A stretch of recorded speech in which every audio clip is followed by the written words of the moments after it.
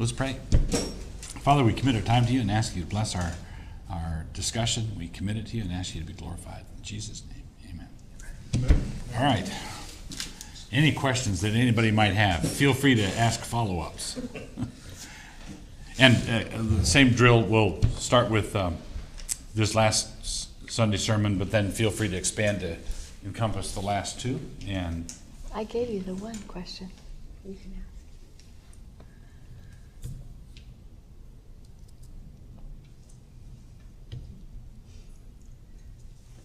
I think we were hoping to benefit from other people. I know, yeah. Yeah. all right. Well, that was thoughtful of you. Can you remind me of the question you gave me? Well, the question that I thought of is, what do parents do? Oh, yes. You got it? Yeah. Okay. Yeah. What do parents do? We're just, our minds are just, When you get to 2 or 3 kids, you move from a man-to-man to a zone defense. That's what parents do. The question is, suppose you're just getting serious about parental discipline and this sort of thing, and you're getting serious about it because the way you've got kids and it's not going well. Your kids have, I won't say completely, totally out of control, but it's sort of mayhem. It's more not fun. It's not fun. Mm-hmm. The only time you enjoy your kids is when they finally got to sleep, and it's just chaos and chasing them and that sort of thing, and nobody obeys and everything's sloppy and lots of tears. Everybody's it's just not a good scene, and it's like any other scenario, like whether it's a garage that needs cleaning or bookkeeping that was unattended for years and it's hopelessly snarled. And the problem is, where do you start? What do you do? Where do you start? How do you tackle a child rearing situation that has gotten away from you, right? And I would say there's 2 things. I would divide this into 2 categories. One is your attitude and your demeanor toward other families, other adults, other people in the church or in your community. And the second is your attitude and demeanor toward your kids. So the first is, I've noticed that when a discipline situation is pretty wobbly or pretty rickety or out of control, that's the place where the parents ought to be the least defensive and most open to input from others. But it's usually the reverse, where the more out of control a kid is, the more defensive mom and dad are on behalf of their child. So if someone begins to bring something up, have you ever thought about a seminar, or what do you think of last week's sermon? Nudge, nudge. that kind of thing. If someone starts to broach the subject, if all the walls go up and the prickles come out, that's just not the demeanor you want to have at all. And this is picking up on something that I'm going to address in next week's sermon, which is the central role of imitation in this. What's happening is your kids are not correctable. Well, it turns out that neither are you, right? So that's sort of the deep lesson that the kids are picking up on. You can't get them to listen to wisdom. Well, if someone comes along and tries to get the parents to listen to wisdom about the kids not listening to wisdom, oftentimes the parent displays the same closed demeanor toward godly input that the child is demonstrating, and then the parent says, "Why is this happening?"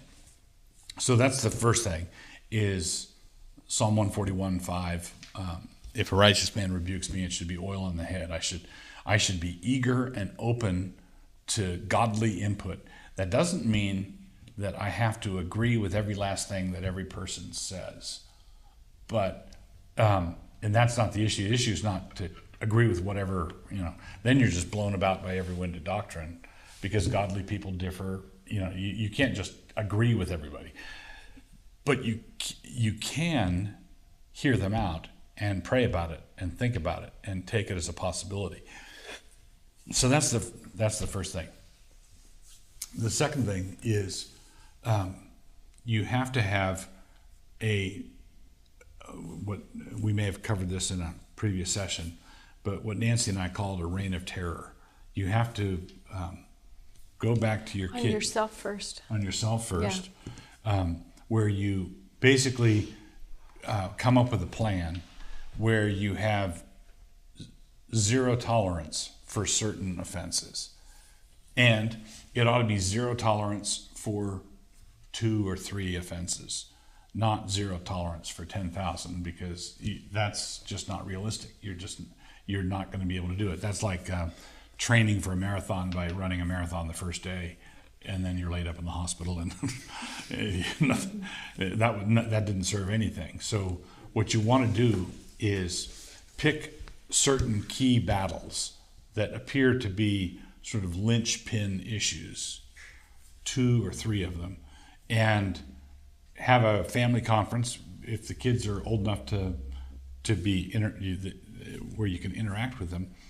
You should have a meeting, a family meeting, where mom and dad seek the kids' forgiveness for not being effective in how we discipline you. There are things that we tell you to do and then we don't follow up. There are things that we tell you to do and we just let it go, and there are things that, Which is the parents needing discipline. which is the parents Right. needing discipline, right? The parents, when it gets gummed up to this level, it's the family that needs discipline, not the children. Okay, so the family needs discipline, not the children. So the parents are confessing. The parents in this scenario would be confessing to their children that we are an undisciplined family altogether, and your mom and I have not been consistent. We've sometimes lost our tempers because we tell you and tell you and tell you, and then the 5th time we blow up instead of enforcing it the first time. So you confess to the children that this is not right. We've confessed it to God, and between now and Friday, you're doing a sprint. Between now and Friday, we're going to not give you any warnings about the following offenses. Talking back. Let's say whining as a chief culprit. What if it's a child who's actually kicking and hitting and yelling and saying no and Right.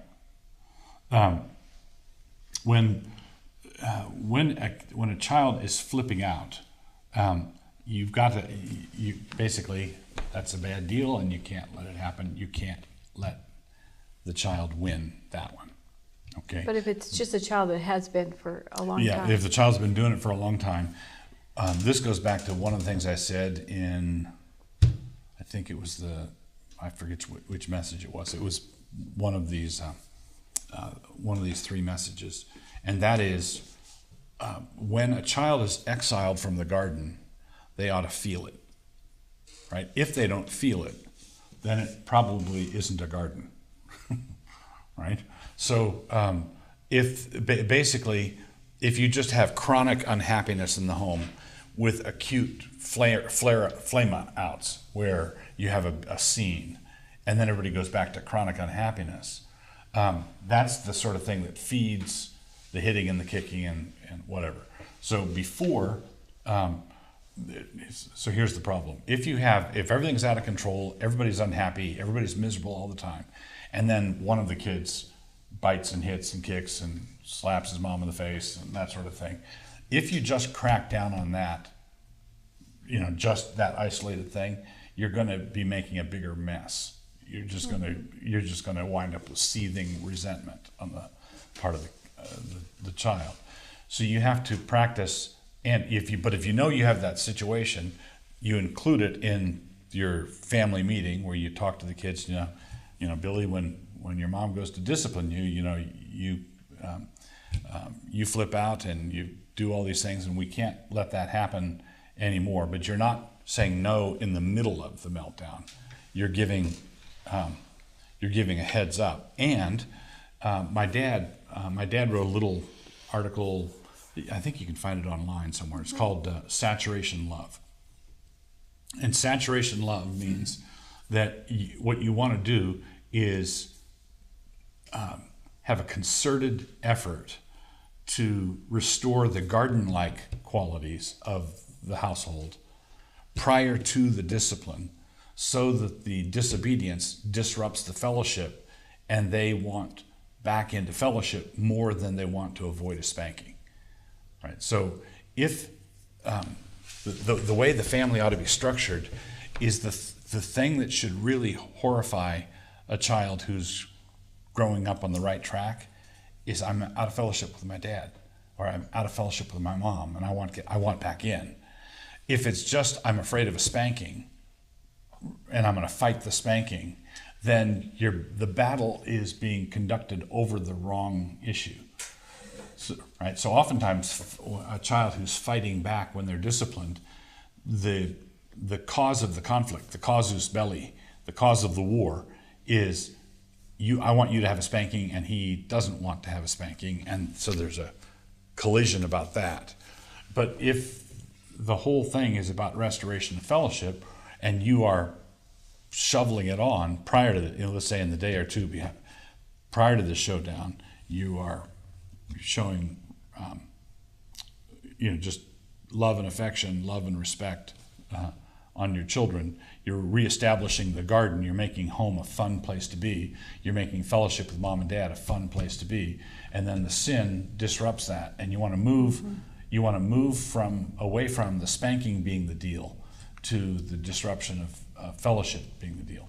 One other thing. Go ahead. Okay, will you remember your one of those? I will.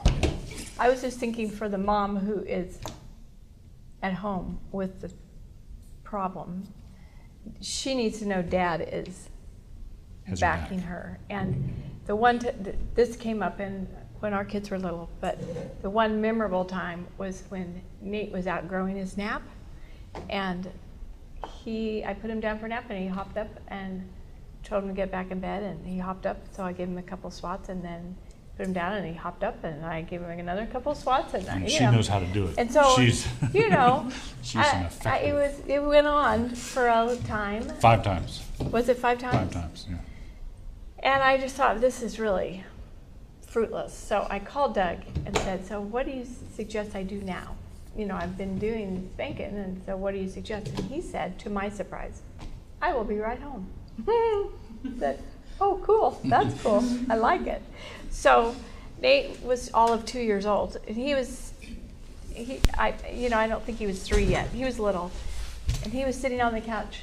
Thinking he'd won. Yeah, just sort of basking in it all. And he saw out the window, he saw the car drive up and his dad hop out, and Doug could see a little head like hop off the couch and disappear. He ran and got in his bed. Time for nap. But I remember, so in other words, if you're not going to obey your mother, then I'll make sure you do. It was just that back. He had my back. And he would tell the kids later, even when they're older, whenever your mom speaks to you, I want you to always see me right behind her. Like when you're disobeying her, you're disobeying me, and I'll back her, and she just to make sure I won, in other words. So that was the only time he came home. That's the only time I remember sending out an SOS. It's like, it was very fruitful. Mm-hmm.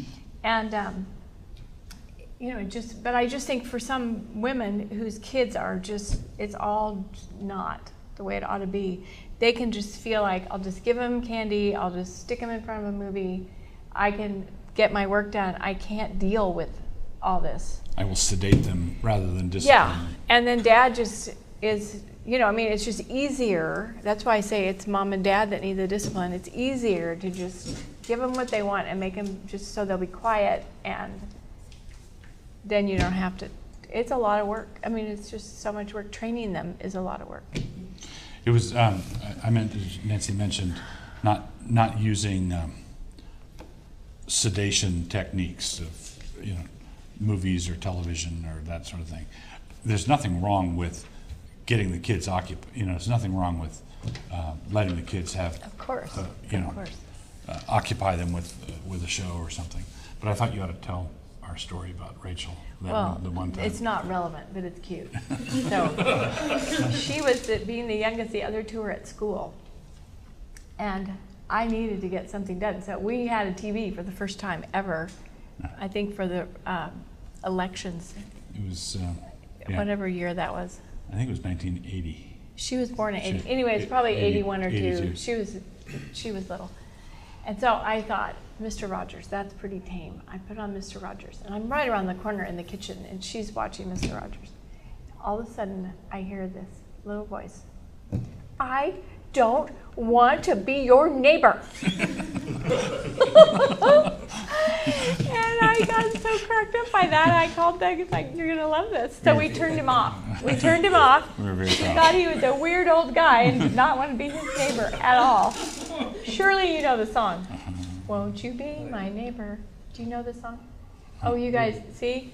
Some of you do. Well, Mr. Rogers was the guy in the little cardigan sweater, and he would sing a little song about "Won't you be my neighbor?" Yeah, and I don't want to be she there. was not into it. All You right, can cut that whole part. I have it in another one. Oh, okay. We already did that. Okay. Well, All right. anyway, back to the other stuff. Maybe they have something. Well, I was going Oh, to yeah, jump back your to my point. other point.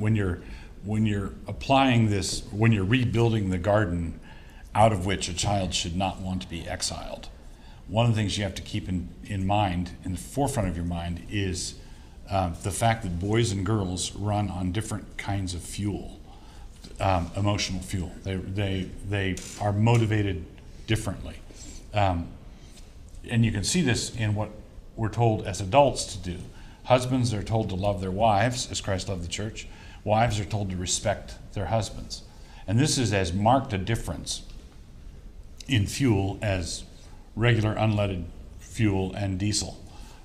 You put the wrong kind of fuel in the wrong kind of tank, you're not going to get the same results. Boys run on respect fuel, and girls run on love fuel. Right? So when the Bible says feed my sheep, you can infer from that sheep need food, right? And when shepherds are reminded to feed the sheep, you can infer from that shepherds might sometimes forget to do what they need to do. So when husbands are told to love their wives, God commands to our weaknesses, as I said in the sermon, and husbands could neglect to love their wives, and you can infer from that wives need to be loved. Husbands need to love, and wives need to be loved. When wives are told to respect their husbands, you can infer from that wives could forget to respect their husbands, and that husbands need respect. Right? So that's what the husbands run on. That's what the wives run on. And I'm not. Sometimes people hear me say this, or they react to the Bible saying this. It's not that women don't need to be respected, and it's not that men don't need to be loved. It's simply a question of what should you focus on if you are trying to emphasize or address this relationship. Like filling up the bank account. Filling up with the bank account. deposits. If you're trying to establish the emotional security of your kid, it matters if it's a boy or a girl, and it matters what you do. What you do will vary, whether it's a boy or a girl. But reading works for both. Yeah, time with them, spending time with them, doing things with them, family trips in the car. It doesn't matter if you've got two boys in the back and one girl, or two girls and one boy. That's there are certain things that are common to all. But when you're focusing on sort of establishing the garden, you want to focus on respect and love, respectively. So and you can see when you have a little kid who's not tanked up. Nancy and I would say that so-and-so's tank seems low. Right? We talked to one another in those terms. And we weren't saying that so-and-so did this disobedient action and needs to be disciplined. That was a discrete event. But this had to do more with general demeanor and tone, and are they thriving? Are they happy? Are they spiritually? Is everything going together? And we would say so-and-so's tank is low, and what you want to do is fill up the tank. Just have concerted effort from mom and dad to get this kid topped off. Right? That's and when you're doing that, you can see what when you have a little girl who's running on empty and a little boy who's running on empty, their blinking fuel gauge registers differently. Okay, little girls flirt and manipulate. Little boys brag. Right, and what they're doing is they are when you see a little boy bragging, he is showing off, standing on his head, standing on the high dive at the pool, inviting people, all the citizens of Latah County to look at me, everybody basically what that is clamoring for respect, and in a perverse sort of way, that almost always renders everybody around ill-disposed toward giving it, right? If someone demands respect, the last thing in the world you want to give him is respect. I mean, the last thing in the world you want to give him. And that makes sense with a 35-year-old coworker. At least it makes superficial sense. But with a 5-year-old boy, that reaction of pulling back and withholding respect because he's bragging and he's already got a big head, and no. He's angling, he's fishing. Proverbs says, "Let another praise you and not your own mouth." And so, one of the things that security in a kid does is enables him to wait for that praise from someone else. But someone who's hungry and needy is trying to prime the pump. Did you see what I did? Did you see what I did? Did you see how? And when the reaction is to pull back, you go into a vicious cycle. It spirals down because you pull back, he needs it more, he brags more, you pull back more. It's just not good. So boys need to be respected. Girls need to be loved. Girls flirt and try to manipulate and get clingy. Yeah. So you have a danger sign would be if an uncle shows up for Thanksgiving, he hasn't been around for years. The first time he's been there for 8 years, and it's Uncle Joe from Virginia or something, and your little girl is all over his lap, clingy and looking for attention and wanting to play games and just right there. The parental reaction ought not to be, "Oh, that's so cute." It ought to be, "Ah!" Yikes. Because what happens is a girl who's feeling unlovely, a little girl who's feeling unlovely because she's not been loved, is gangly and she knows it, is a nuisance and she knows it, and is irritating all the adults and she knows it. And the more she knows it, the more insecure she gets. The more insecure she gets, the more she needs it. And the more she needs it, the more she fishes for it.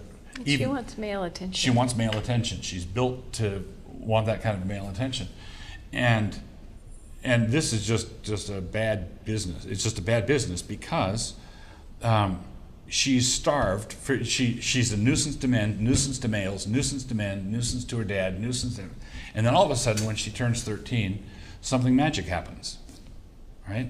And this magic thing that happens is guys start staying around and start paying attention and start talking to her. And she is so needy for male attention, she doesn't put the whole thing, she doesn't put the sexual component together. Before, she was all knees and elbows and an annoying little girl, and all of a sudden she's turning into a woman and she's got something to negotiate with. Sometimes girls don't know that they have anything to negotiate with and they're just clueless about what's happening. Other times they know that they have something to negotiate with, but their emotional need is so profound that they are pushed into negotiating with that. I remember I was probably in first grade or thereabouts. We went over to a friend's house, someone my folks knew, and there was a girl in the house who was a year or two older than I was, so she would have been second or third grade probably.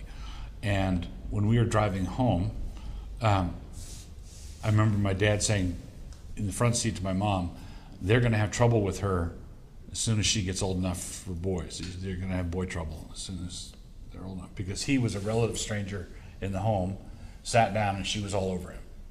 And this is also a side thing. Many people believe for some reason that anybody under 3 feet tall is deaf. so adults will sometimes talk about children in their presence with an appalling, we're sitting in the back. Big little pictures have big ears. We're sitting in the back seat. My dad's talking about the family, and I'm just. And you still remember? I still remember that. So realize that your kids aren't deaf, and when you're talking about them in front of them, they know. They know. But back to the point, she needed love and wasn't getting it, and she was going to get it sooner or later. And guys need respect, and the difference between them, love has to do with commitment, security, attachment, sacrifice. I will be here for you. I will sacrifice for you. I'm connected to you, and I'm going to display that every chance I get. That's what love does. Respect has to do with abilities and achievements. All right. So you would tell your young boy that he was really strong, or he was really brave. That was really fast. That was really good. And because you're dealing with abilities and achievements with respect. That's the coin that you establish the garden with boys. And hugs and compliments and reassurances and praise, your hair looks nice, or you're loving on them, that sort of thing, is how you establish it with girls. Can I throw in one thing? Yeah. When our girls were little, I can remember friends coming over, and some single guys. When just Becca was little, all of our friends were single, and single guys would come over and play guitar or something with Doug, and one of them would be just turning himself inside out trying to get Becca to come play with him or talk to him or anything. And finally we told him, please don't be offended. We are so glad she doesn't want anything to do with you. And it's not because we don't like you, but it just means she doesn't need it. Her tank is full. I mean, we're giving her what she needs. And then another time, as I recall, I don't know who it was that came over, and it wasn't that she was climbing on anybody's lap, but I remember afterwards I said, honey, and he said, I know. I mean, I didn't have to say it because she had just been friendlier than normal.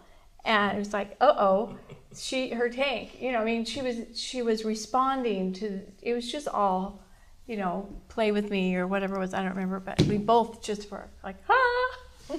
So we would just pour it on. And of course, you don't want kids who are painfully shy and can't say hello. But just not interested in hugs. And when you're dealing with little dinks and they go behind your leg and are looking at this strange adult, that is absolutely fine. That's a good sign. They want to be with you. They don't want to be with them. Right. It's a healthy sign, especially with the girls. That's why I think Mr. Rogers totally turned off Rachel. It's like, no, thank you. I don't want to be. I'm good. I'm not neighbors with you. They might have a question. Yeah. Any follow-up questions to any of that? We've noticed, we have boys, so we've noticed a difference in, especially the two oldest. One's 5, one's 3, almost 4. And their tanks need to be filled in different ways. Mm-hmm. They just have different perspectives. Between the boys, yeah. Yeah. Yeah. The younger boy, when it's time for discipline, and we like to think that we're making a fun garden-like atmosphere in the home. When he does something wrong, go to the bathroom, say, okay, take this like a man, let's come into fellowship quickly, and spank him. And he does. Hug right away, back into fellowship, everything's happy again.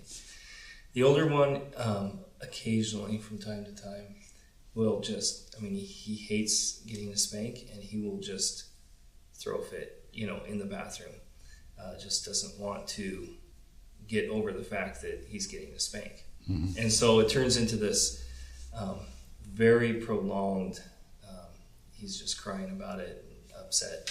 And we've tried different things, like, okay, well, you can sit in here and fuss until you want to come back into fellowship. Meanwhile, everybody else is having fun outside. After the spanking. After the spank, we just leave him there. Mm-hmm. We've tried that, or we've just said, geez, this is not acceptable, and we go back in and try and calm him down or spank him again to get him to stop doing this. But he just doesn't want to come into fellowship right away. He wants to sit there and cry about it. So we've tried several different things, and I guess my question to you is, what does that sound like it's a symptom of? A kid whose tank is too low? Yes. Okay. Yeah, because or kid who.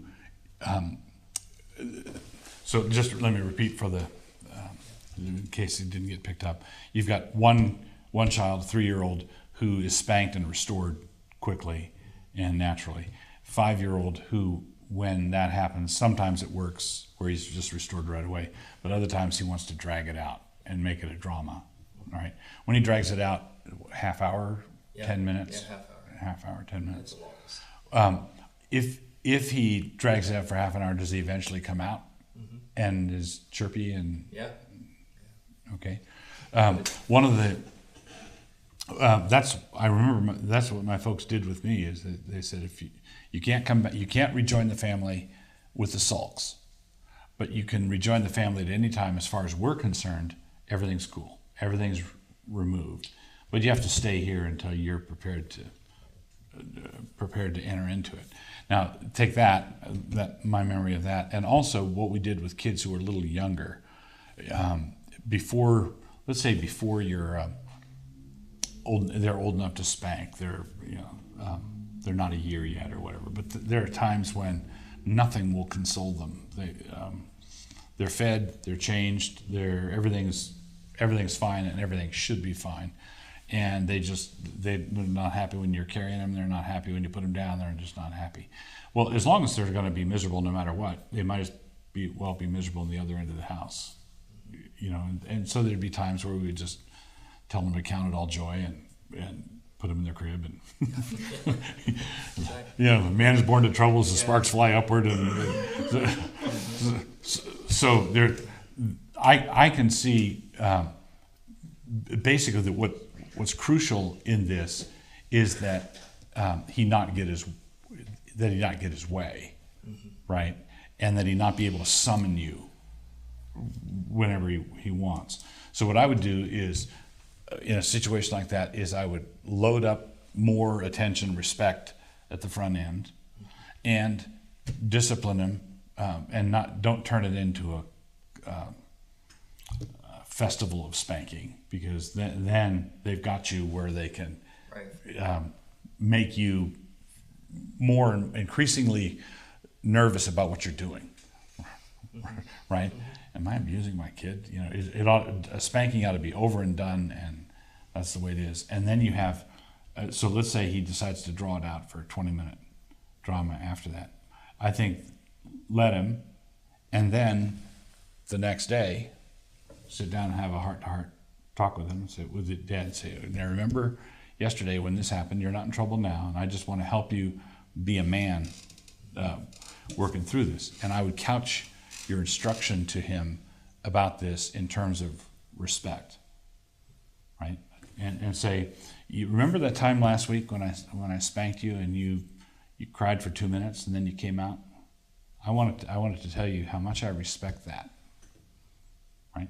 Speak to the things you want to reinforce in the coin of respect, because boys want to be respected by their dad, and try to avoid saying, I can't tell you how much it disgusts me when you do this. Don't. Why can't you be like your brother? Don't. My mom used to say comparisons are odious, so don't compare him to his brother. Don't disrespect him for the failure. But when you see him succeeding in a particular area like this, where he doesn't cry, I don't think we ought to measure it with wailing or crying. If a boy's, I remember working on seeing how far I could make it through a spanking without crying. It was a point of personal pride. Okay, I feel like I was being tortured by the enemy, and I'm not gonna break. Well, kids who think that way are going to respond to respect. So I would look at ways that you could respect him when he's doing it right, and teach him. Don't use the language of respect, but teach him when you carry on like this. it's not good for me, it's not good for your mom, but it's especially not good for you, because I want to help you be the way you were here in this instance. You know, something like that. Yeah. No, that helps. Okay? Yeah. I have kind of a two-part question. How do you help your kids when they argue, when they're quick to quarrel about Okay. things? And then Argue With each other? With each other? With each other. They're arguing with each other? not with me, but with each other. Okay. And when they're arguing with each other, is it over turf or toys or order of who gets to lick the cake beater? You know, All of it. all of All of it. It's like, All of that. Blair, yes, you did. No, I didn't. I don't think you did. No, I didn't. When they're quarreling, does it start out fun and spiral into upset, or is it a quick just upset? I think it's more of a quick upset, and often I think it is turf wars. They're arguing about who gets to do something first or whatnot. Okay. That's what it seems frequently to me. Who gets to, and what are the age differences between them? 2 years. 2 years. Largely. And 4 and 6. 4 and 6. It's like, who gets to sit in the seat in the car? That kind of thing? Yeah, like Okay. We used to have that, the car thing. Yeah. I would just say if they argued about it, they all had to sit in back. I mean, you know, it was easy to do it on that with the car. Nobody gets to sit in that seat Right. if there's arguing. And I remember Nate recently telling me they've got 5 kids, and they had squabbles breaking out about seats in the car, who gets to sit, and they taught the kids, well, Jesus taught that the first will be last, and the last one, the real first place is the last person. The last person going into the car is the one that Jesus says is the. And then they had to referee fights breaking out over the last place. Who's the last place? No. Okay, failure to grasp the deeper meaning. Right. Yeah.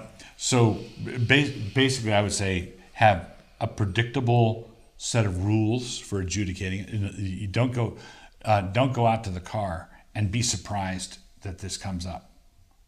You know, so if you have who has to put the toys away, or whose toy this is, or whose doll this is, or you know, that sort of thing, or who gets to sit in the front seat.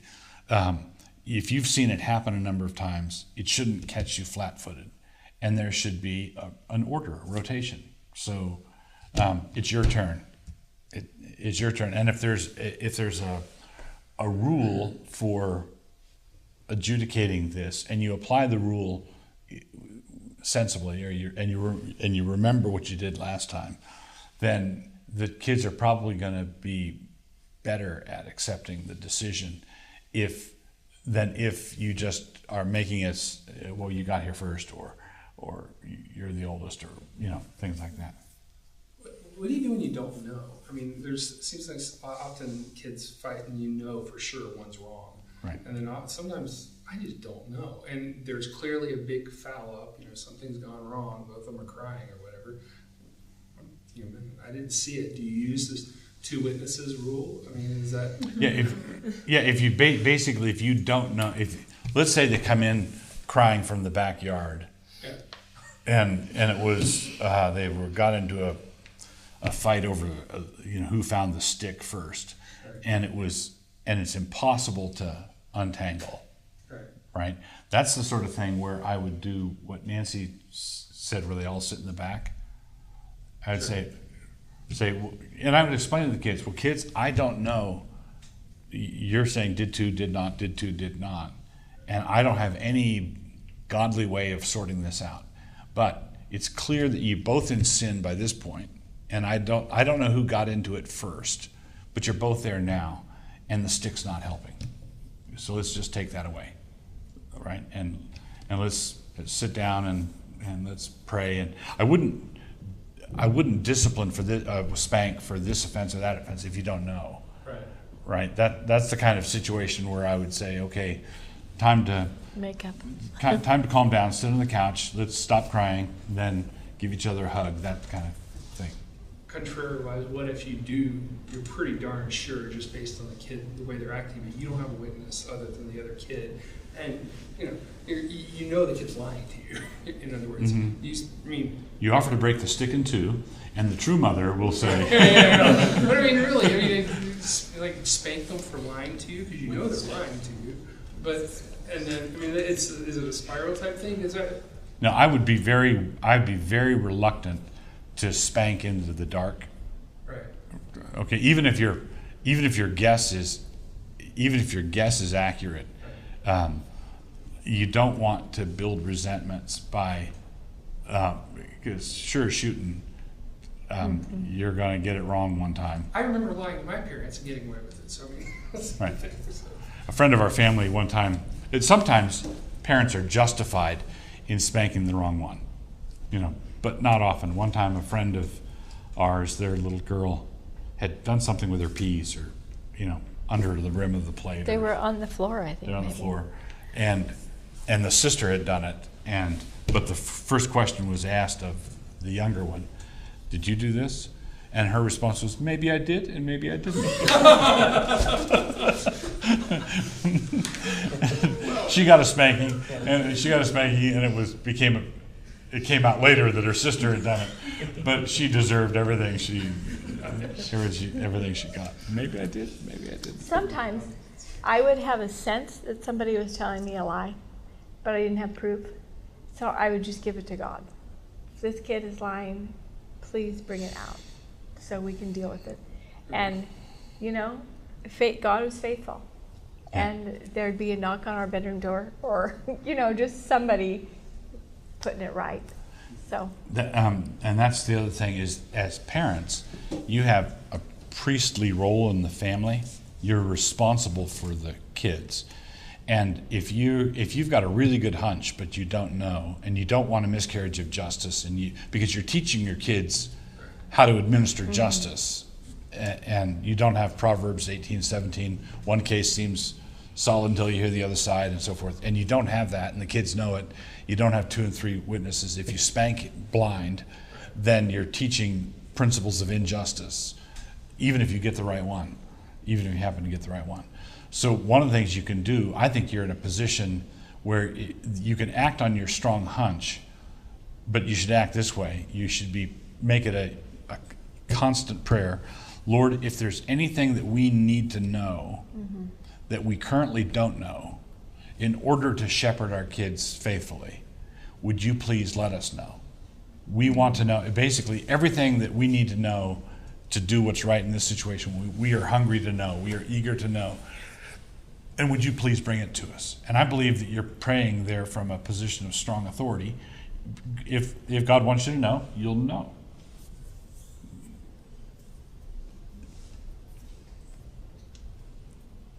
Yeah. Yeah. The flip of that, how would you encourage your children to delight in each other's company? Okay. One of the things to do, I think, is don't put them in a room together. The question is, how do you encourage your children to delight in one another's company? I would say that the best, and this ties into next week's sermon, but the best way to teach that is to do it yourself. So if they're having trouble getting along and you just put them into a room and say, sort it out, you're going to have to go intervene. And so if you're just,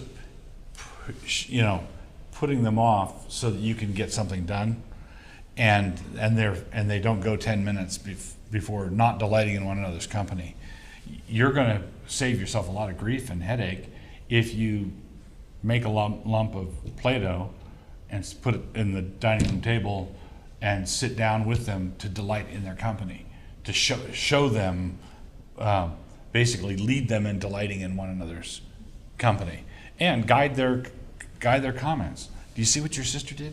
Isn't that great? You praise the sister and get sister to praise, and then reverse it, go back the other direction. So you're modeling what you want to see done. Now, of course, you can't do that endlessly. You do have stuff to do, but you should, I think, always prime the pump with parental delight that lets the kids see what it is you're after. there's relatively no older parents here. We've seen situations with families and stuff where it seems like they're having a problem there, and you gave us that exhortation a couple of weeks ago about speaking to people. That's part of our responsibility. We're young though, relatively speaking. We don't have the ethos of having raised our kids faithfully. How do you know when is the appropriate time? When's your place to say something, and when you should just shut up and let your kids speak for you, if you will? Okay. So the question is, I exhorted everybody to speak into one another's lives. When we make promises at kids' baptisms, that means something. If we see something going wrong, should we say something? And of course, there are plenty of times when we shouldn't say something. So how do you tell the difference? Right? So I would say there's factors like, number one, are you speaking out of your pay grade? Right? So if your oldest is 5 years old and you suspect this parent of a 15-year-old is not handling it right, that increases the burden of proof before you say something, right? Other factors would be, how close are you to them let's say you're coworkers and he's 10 years older than you and his kids are 10 years older than yours, but you're best friends at work, right? That reduces the burden of proof on whether or not you should say something. So how close are you to them? How close are you to them in station and age? When you go to someone with a concern, you're writing a check. So how much money do you have in that bank?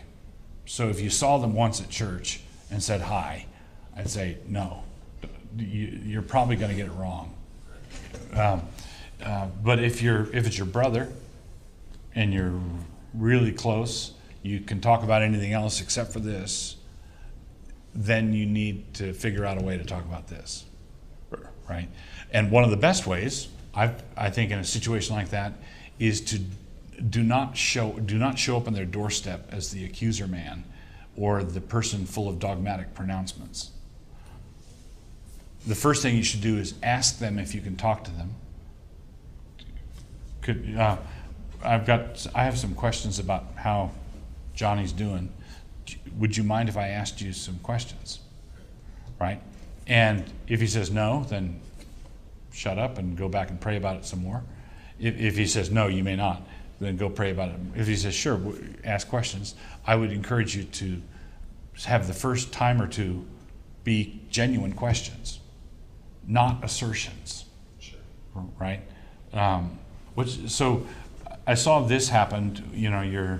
Your son did this, asked for the car keys after church, so he could go sit in the car, listen to the radio, and sulk. Or it looked like he wanted to just be away from everybody as quickly as possible. And first, that's what it looked like. Was it that way? Was it like that? Not, it looked that way to me, therefore it is. Right? It's really, really hard to argue with questions. Right? So I would say if it's delicate and you're moving into the situation, say, I'm sure you and your wife have thought about this and are concerned about it and have prayed about it. What's your thinking? This is what I saw happening. What's your strategy of how are you tackling this? How are you praying about it? How can we pray for you concerning it? You could talk for a half hour, 45 minutes without presenting anything that somebody could be offended at. Right? And do you do that as a pastor too? Yes, I do. Yeah, that's Right. So if someone comes into me with a counseling thing, and let's say we have an hour, a good half of it or more is me asking questions.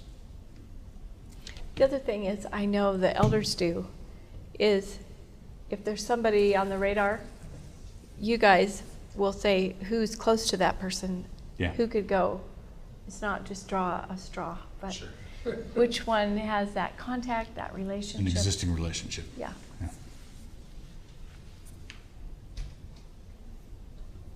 Another question.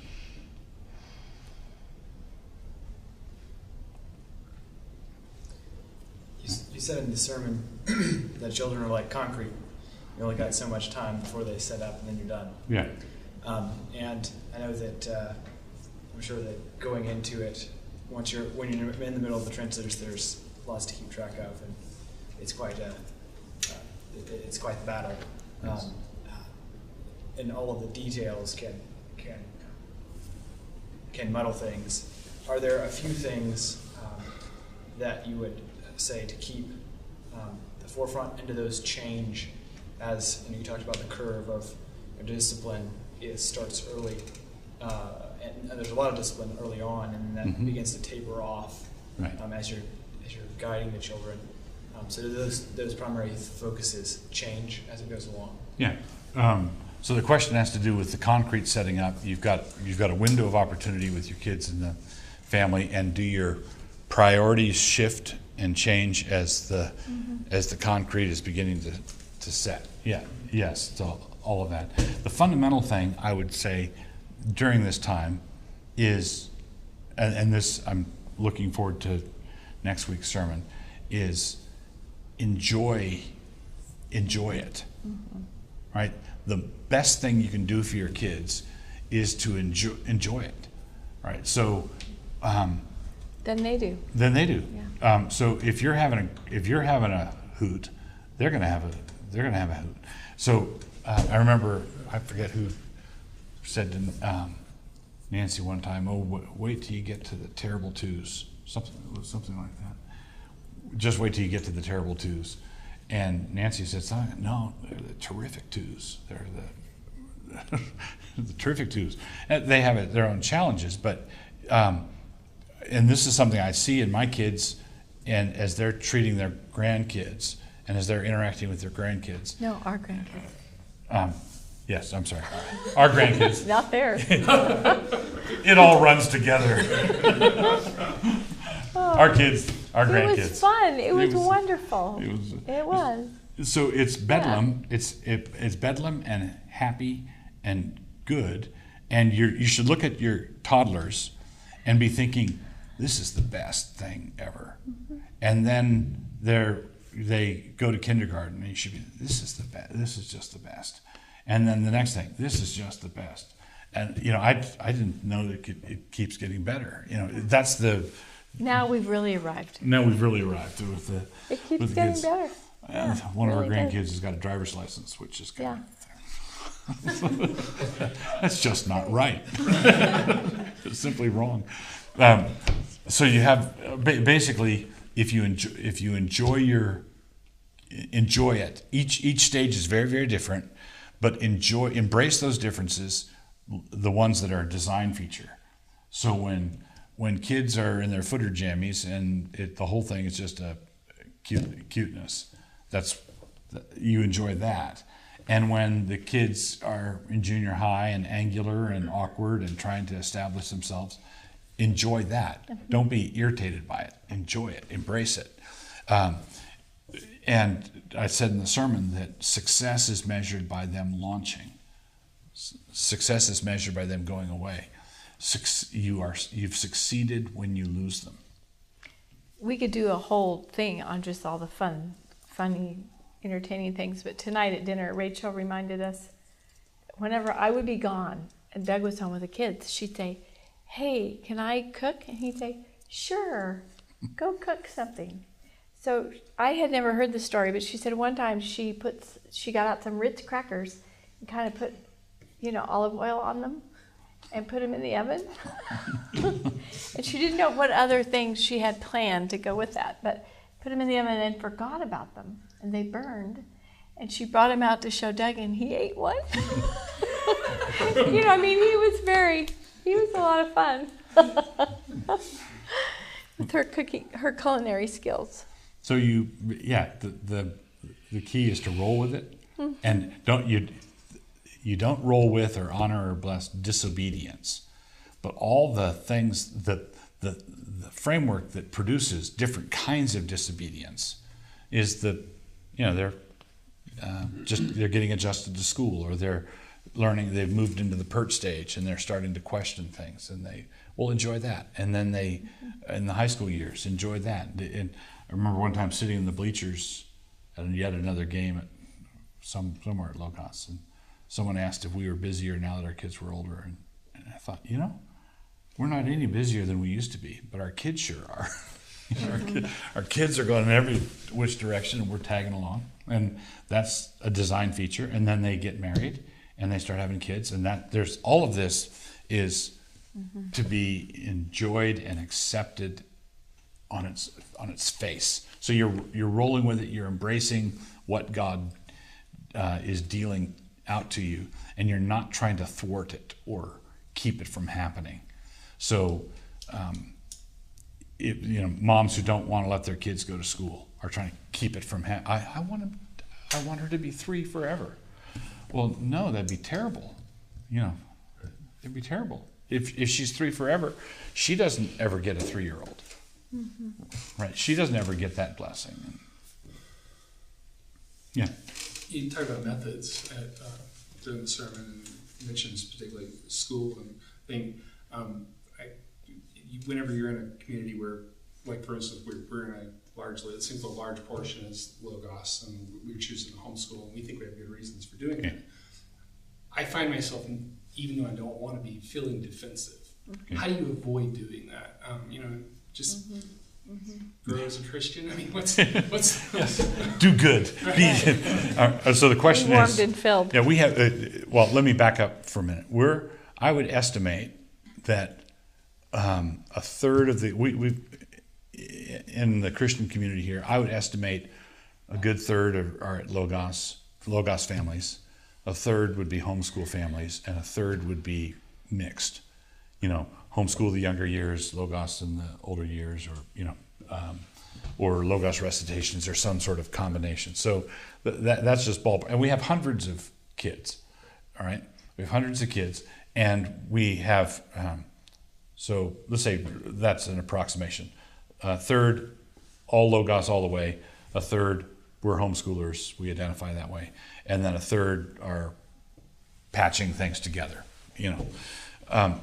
And so you've worked it through, and I quoted Romans 14 on adiaphora in things that Christians ought not to fight about. Education methods is one of the things they ought not to fight about. But this goes back to what you said in one of your earlier questions. If you're fully convinced in your own mind, we did Logos, and our grandkids are doing Logos, and I would tell you to stick to your guns. I would say you're fully convinced in your own mind. God bless you, and just do what you're going to do, and don't let anybody guilt you into doing something else. But that goes both ways, right? So when you're into it 5 years, and so for example, the advantage of school versus homeschool, there's advantages and disadvantages both ways. So what school does is it takes advantage of the division of labor. You can get a guy who's all about math all the time. He loves math, nothing but math, and you can let him do math. And you get English teacher the same, and you get division of labor. A homeschooling mom has to do the lesson plans. It's one thing if she's teaching her first grader to read, which she can do. She can change the diapers of the youngest, keep the second one occupied with blocks, and teach the first one to read. But 5 years later, she's preparing history lesson plans, English lesson plans, math lesson plans for the oldest one, and then 2 years down, she's doing the same thing, and the division of labor thing is getting. Well, some parents do that great. They just take it in stride, and they do a fantastic job, and God bless them. But let's say you're not one of them, and it's starting to get to be too much hay on the fork. If you think, man, it would be nice to put our kids in Logos. I think it's a great school, and we're thinking of changing our methods. If you're afraid of doing that because you're afraid of letting down the team, right? You're afraid of blowback or questions you might get, right? From other homeschoolers. Right. Then it's the same problem the other way. Right. So what you want to, and it sounds bad, but I would go back to it can be made to sound bad. I don't think it really is bad, but I think it's just a matter of toughening up. Say, look, God's given these kids to me to make the best choice I can make concerning their education with the information I have.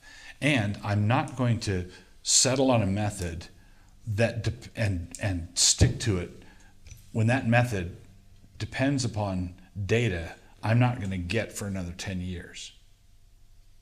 Right? If you say I'm going to homeschool and I'm going to just double down no matter what the returns are later on, then you're just being ideologue. That's an ideologue, not a good parent. I've distinguished between homers and homeschoolers. Right. Homeschoolers are people who are answering to God, choosing this method to bless their children. That's a homeschooler is that. A homer is someone who's ideologically fixated on doing everything at home. Brain surgery, brain surgery in the garage, church at home. Anything you guys can do, we can do it better at home. That's an ideology, and the same, and it's sauce for the goose. Goes the other way. So if someone and I alluded to this in the sermon, there are people who use the same school or the same education philosophy I do using a school, where I feel like I have nothing in common with them. And then a homeschooler and I are driving a Ford and a Chevy in the same direction, as opposed to the same method in opposite directions. Does that make sense? Yeah. So yeah, I would say I would work on not being defensive. Just and say, okay. And the fact that you recognize that starting to rise within you means that you've identified it enough to check it. Right. Also, whenever you do anything, people who didn't do it that way will make rude comments. And just that's what love covers a multitude of. That's what we live in community. People don't know. They don't know what to say. And by doing that, incidentally, I regard it as a point of pastoral pride is not the right word, because that could sound like a sin. But I regard it as a point of pastoral pride, the right kind, that we've had a congregation so thoroughly committed to Christian education for so many years, and we haven't had a blow up on this. Don't call it pride, because bad. I can see it coming. What goeth before that? What does that go with before? Pastoral. Gratitude. Pastoral gratitude. Pastoral. But it is a huge mercy I'm that very God proud, has just kept everybody. I'm very proud of the congregation. That's because it. That's it. I'm proud of the congregation, proud of how they've handled it. And there have been head bonks and skirmishes, and we had to put out fires here and there. But I'm so grateful that we're not the homeschooling church. So grateful that we're not the church, that we're committed to Christian education, but we have a range of methods that people are pursuing. And I can't tell you, that's one of the top things I'm grateful for. We went over it with our kids so thoroughly at the dinner table, mostly, why Doug had helped start a Christian school, why we weren't putting him in the government schools. We'd never even heard of homeschooling when we started Logos. It was probably existed, but we had never heard of it. But just why we were doing this, and just so they understood that it was a principled decision. It wasn't just a whim. Yeah. And we, I think I mentioned our dinner table debriefs, and where we were talking things through, and the kids got older, and there were more and more homeschooling friends that they had acquaintances with. We talk those things through, and when this conversation comes up, when this question comes up, this is what you should do. And it was not just how to deal with other people's rude comments or other people's sins, but it was also a matter of being attentive to the possibility that your kid may have popped off in an inappropriate way, and address that. Well, you need to put that right. Okay? All right, well, let's thank the Lord. Father, thank you for your kindness to us. We thank you for the privilege of being able to do this, and we commit it all to you in Jesus' name.